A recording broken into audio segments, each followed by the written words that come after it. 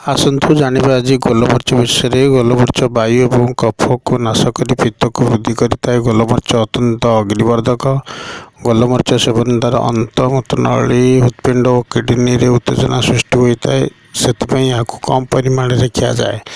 यह अधिक परिमाण खाइले बांति हो जाए। कर्निरिया रोगी मैंने गोलमरीच सहित कबाब चीनी केतोटी पाटे पकाई कलारे जाकि चोषिले क्षत घा सुखी जाए। कर्निरिया जीवाणु मरी जाती। गोलमरीच प्रमेह, अग्निवाद्य, ज्वर, काश, श्वासोत्थ, अशरी, अर्शादि रोग मुक्ति देता है। भांग को सेकी से 25 मिलीग्राम, गोलमरीच 1 ग्राम, मिश्री 2 ग्राम मिसाई पेशी दिंतु एवं सकाଳେ ସନ୍ଧ୍ୟାରେ ଏହି औषध दिन को 2 थर खाइले श्वास दमा रोग लाभ मिल और दमार बेग कमिଯିବ।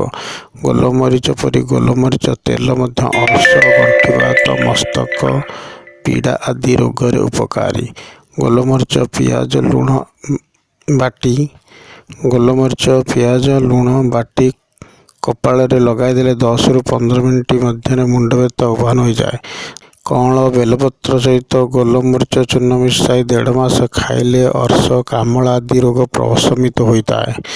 10-15 ग्राम गंगशिउली पत्र रस सहित 15टी गोलमरीच चूर्ण मिसाई दिन को थरे हिसाब से 10 दिन खाइले अंटा धरा, कटा कटी शूल दूर हुए।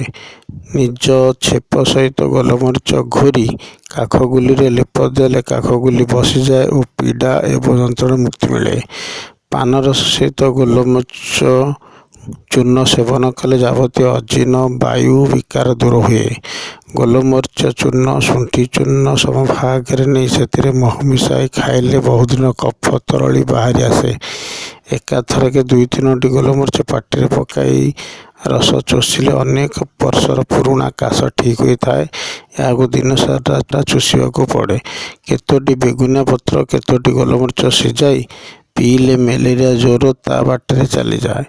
रक्त कईकंदा 10 ग्राम को 21टी गोलमरीच एवं 10 ग्राम नबात सहित बाटी दिन को 1 पान हिसाब से 15 दिन खाइले रक्त प्रदहर हो कि श्वेतपदर हो यह समय मुक्ति मिले।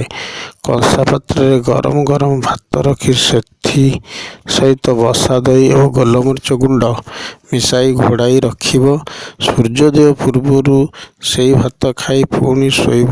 यही उपाय जमी रही कफ निष्कासित होई असाध्य लहरा काश भल हुए। गोलमरीच को चंदन पेड़ी रे घोरी जो पाखे अधा कपाली बिंधुची तार विपरीत आखि आगे चंदन परी लगाई दिंतु। यह लगाइले आखि तो पड़ो मात्र अध कपाली बिंधा सबुदिन चलीज जे आउ पाख माड़ब नहीं। गोलमरीच चोपा छड़ा जबधान सम परिमाण रे तावारे भाजी पोड़ीदेव। ताकू चूर्ण कर रखी 1 रति मात्रा जल सहित प्रति 4 घंटा सेवन कले 15 दिन सूर्यव्रत मुंडबिंधा भल होता है।